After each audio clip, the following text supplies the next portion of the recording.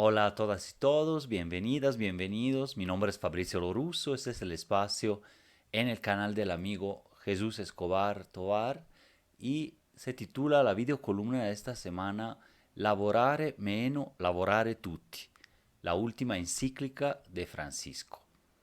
En tiempos de cónclaves y papables, y ya teniendo ahora al Papa León XIV instalado en el máximo cargo del Estado Pontificio, todavía extrañando al Papa Francisco por su histórica aportación a las causas de la justicia ambiental y social, mismas que colocó en la agenda política, junto con el tema de la migración, y no solo dentro de la Iglesia Católica, sino en el mundo, pues decidí dedicar esta columna a una encíclica imaginaria que hubiera podido escribir Bergoglio si no se nos hubiera adelantado. Una encíclica es una carta solemne sobre asuntos de la Iglesia o determinados puntos de la doctrina católica dirigida por el Papa a los obispos y fieles católicos de todo el mundo. Durante su papado, que recordemos empezó en 2013, terminó en 2025, Francisco publicó 4 encíclicas, ¿no? Dilexit Nos, octubre del 24, Fratelli Tutti, 3 de octubre de 2020, Laudato Si, 24 de mayo de 2015 y la primera Lumen Fidei de 2013.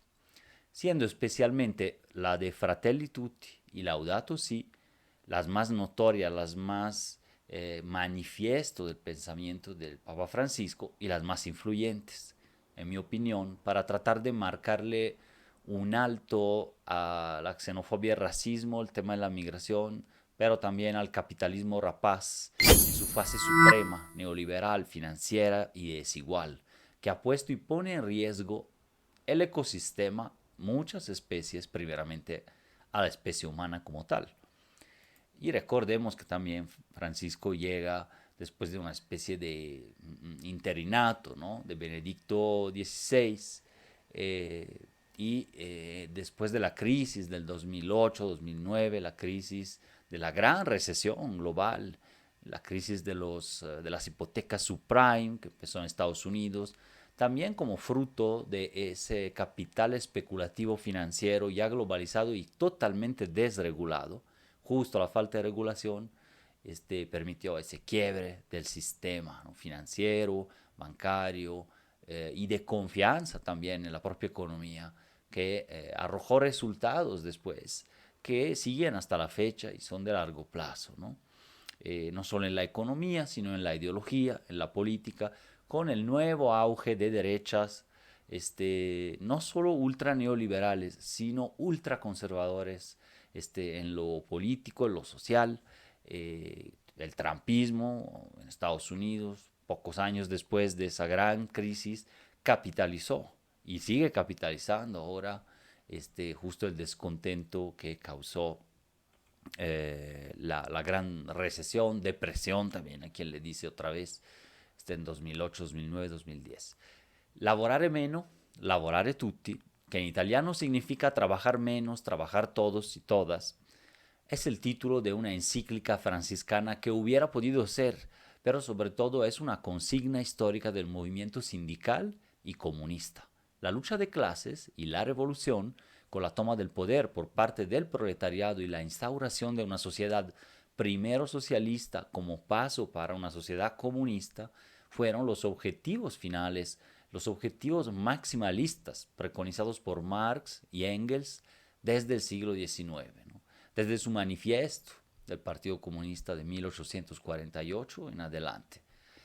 Y su corolario de esto es el internacionalismo obrero y desde posiciones trotskistas incluso es la revolución permanente internacional y mundial. Pero desde posturas más reformistas, minimalistas, pragmáticas, dirían algunos, el socialismo democrático y las socialdemocracias, por ejemplo las europeas, ¿no? El sindicalismo y el obrerismo también, establecieron en la reducción del horario de trabajo y en el aumento del salario dos pilares irrenunciables de la lucha para mejorar las condiciones de vida de la clase trabajadora. Estos objetivos siguen siendo a la fecha como ejes fundamentales, parte de una lucha que nunca acaba, porque ha tenido resultados muy disparejos entre sectores poblacionales, países, lugares, sitios de la economía misma, y entre géneros también, claro, entre hombres y mujeres, y grupos étnicos también dentro de cada sociedad.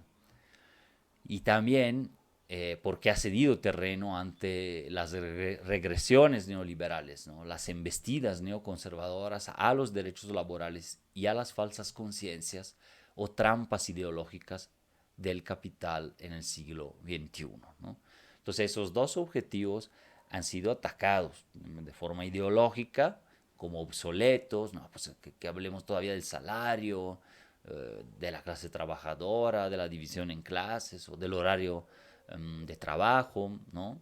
Ideológicamente han sido atacados, pero en los hechos lo han sido también porque han sido abandonados como objetivos incluso por parte del sindicato, ¿no? Desde la primera fase de la revolución industrial en Inglaterra y después en la Europa continental, Estados Unidos y el resto del mundo por etapas, ¿no?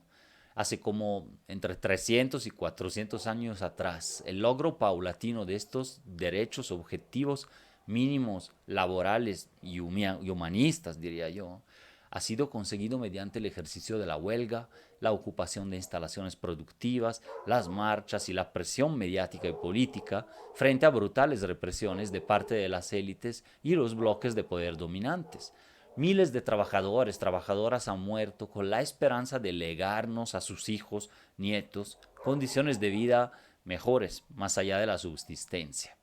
Los bloques hegemónicos y burgueses, detentores de los medios de producción y de las palancas del poder estatal, a regañadientes a lo largo de la historia han ido concediendo por miedo a la revolución, al espectro del comunismo, a terminar acorralados dentro de sus propios países, ciertos derechos sociales, políticos, para las mayorías. También democracias más o menos sustanciales, reformas fiscales progresivas, un sinnúmero de grandes y pequeñas conquistas realmente más que concesiones del movimiento obrero, del movimiento social como tal, que deben de tenerse presentes en su dimensión histórica y coyuntural, pues en cualquier momento pueden ser arrebatadas, revertidas, canceladas ideológicamente, vistas como obsoletas, como fue justo con el tema del horario del trabajo, las vacaciones, los derechos para la maternidad, la paternidad, etcétera, ¿no? Y requieren siempre, como la democracia en sí, una reactivación popular, una defensa y una memoria de cómo es que se llegó a tener eso o no se llegó a tener ciertos derechos según el país, ¿no? Este marco de entendimiento como del proceso de la lucha de clases en México arroja luces también sobre el debate de la reducción de 48 a 40 horas del horario laboral en el país. Algo debido, urgente, sin embargo, que ha estado demorando en el Congreso, con un par de iniciativas legislativas congeladas durante casi 2 años a lo largo de 2 administraciones de izquierda. La oposición de poderes fácticos y empresariales a los aumentos del salario mínimo fue sorteada por el gobierno de López Obrador, que finalmente fomentó aumentos salariales históricos, inclusive en los periodos, el tema de periodos vacacionales, la posibilidad de constituir sindicatos autónomos dentro de las empresas. Pero los progresos aún se antojan insuficientes en estos rubros y sin control social y sin una fiscalización de que sí se estén cumpliendo todos los derechos, también se antoja difícil que se mantengan, ¿no? Ahora le toca hacer lo propio al gobierno de Claudia Sheinbaum respecto del horario de trabajo y, a mi parecer, en la fijación de una agenda mucho más ambiciosa, que ha sido parte incluso de la campaña electoral, no toda completa, pero en términos de derechos, ¿no? Por ejemplo, las vacaciones. Todavía queda corto, ¿no? Los derechos de México, de los trabajadores, trabajadoras mexicanas, en términos de vacaciones son muy bajos respecto del resto del mundo, siendo México entre las primeras 15 economías del mundo, ¿no? La ampliación de los días de incapacidad o licencia por maternidad y paternidad. Solo menciono algunos, ¿no? En donde México está todavía muy atrasado. Medidas de reinserción y subsidio en caso de desempleo, políticas de movilidad y transporte. Recordemos que el gran fardo, problema para la clase trabajadora en general es moverse en las ciudades, lo cual es caro, cuesta mucho tiempo, lo vemos un poco después. El ingreso básico universal también como una medida de justicia social, la reforma fiscal progresiva para que paguen los más ricos y las grandes propiedades, patrimonios acumulados y transnacionales en el país, la salud universal real y el sistema de pensiones garantista de la vejez, de una vejez digna para toda la población, ¿no? La agenda entonces se antoja muy articulada, compleja. Aquí a veces en las columnas vemos algunas partes de la agenda según también el debate nacional, político que se da. Pero todo esto está complejo no solo por el debate, sino ante los intereses del establecimiento, el establishment, las élites, ¿no? Sobre todo las élites económicas y políticas, una parte de las cuales también del neoliberalismo están incrustadas dentro de la 4T, contrarias a las reivindicaciones sacrosantas de la clase trabajadora, pero favorables más bien a visiones neoliberales, privatistas, privativas de derechos y desreguladoras de cuño incluso decimonónico. Véase respecto a las posturas de personajes políticos como el diputado federal por Morena Pedro Aces, entre otros ejemplos tristemente notorios de disques sindicalistas y de grandes empresarios y patronatos que implícitamente, explícitamente amenazan con desatar calenturas inflacionarias, amenazan con despidos, crisis económicas, boicot al gobierno, toda vez que se plantea desde el sindicalismo no charro o el propio ejecutivo algún, incluso pequeño, avance de los derechos laborales y sociales. Hay que recordar que una parte consistente de la reducción de la pobreza y las vulnerabilidades registrada en el sexenio anterior se debió a la mejora salarial y a los programas sociales, políticas que siempre habían sido estigmatizadas y hostigadas en los sexenios anteriores, desde de la Madrid y Salinas en adelante, ¿no? Me parece atinada la postura de la presidenta de México en cuanto a negociar con el sector empresarial y los sindicatos para obtener una semana laboral de 40 horas progresivamente hasta 2030.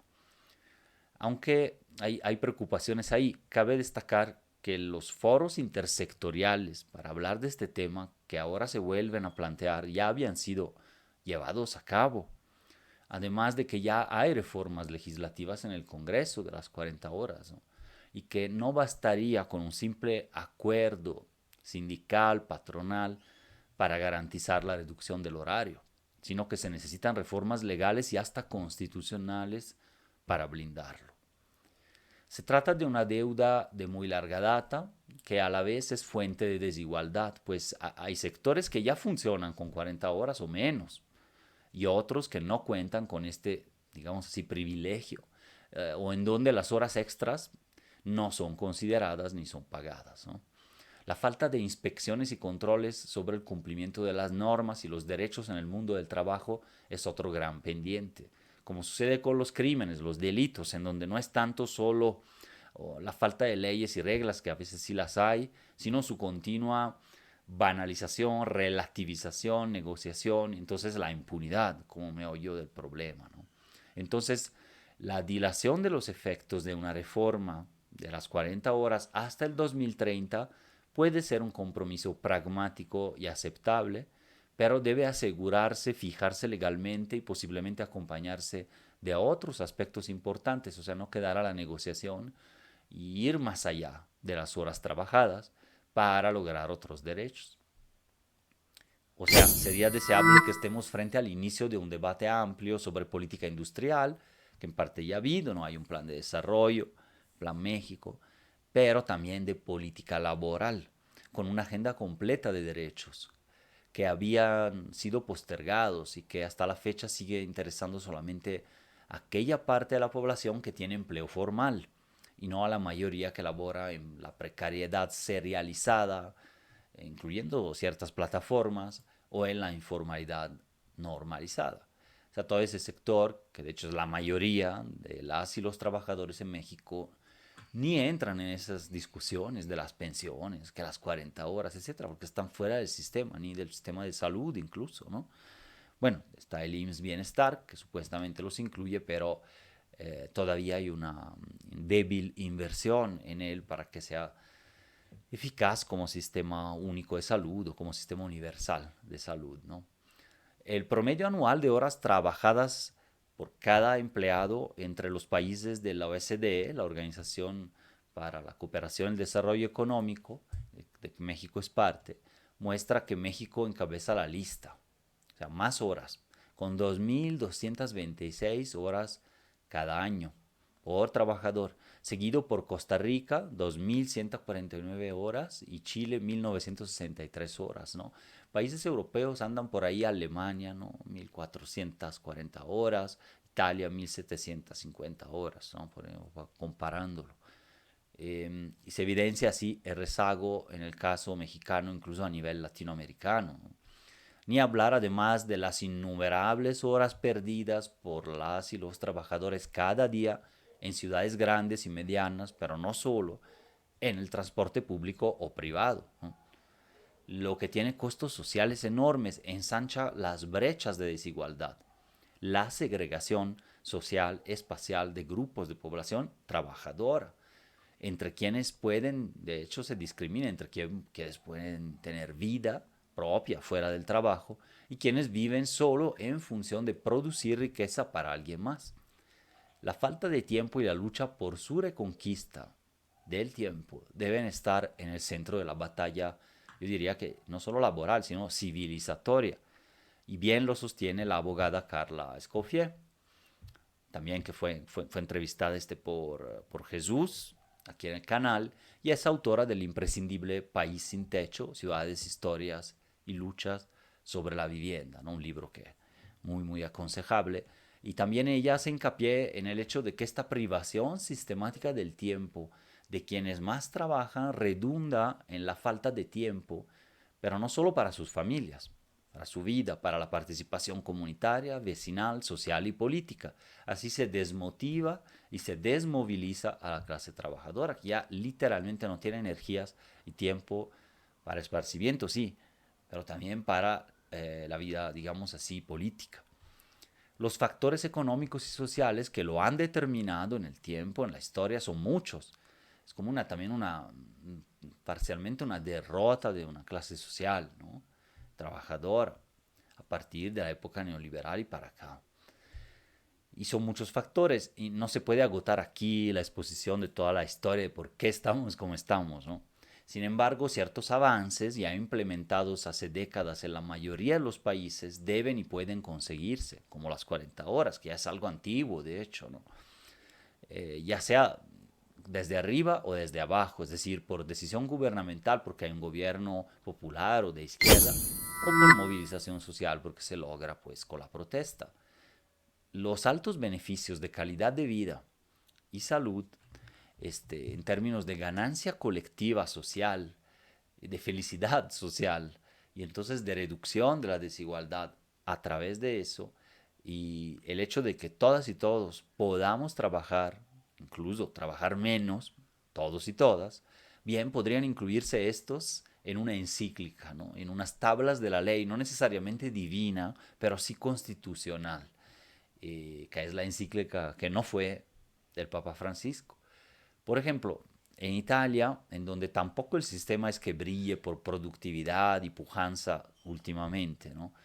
Después de la pandemia, sin embargo, varios conglomerados empresariales y financieros internacionales también, como el Banco Seguro de Intesa San Paulo o la empresa productiva Luxóptica, introdujeron la semana laboral de 4 días por 20 semanas al año, pero no la que quería Carlos Slim en México.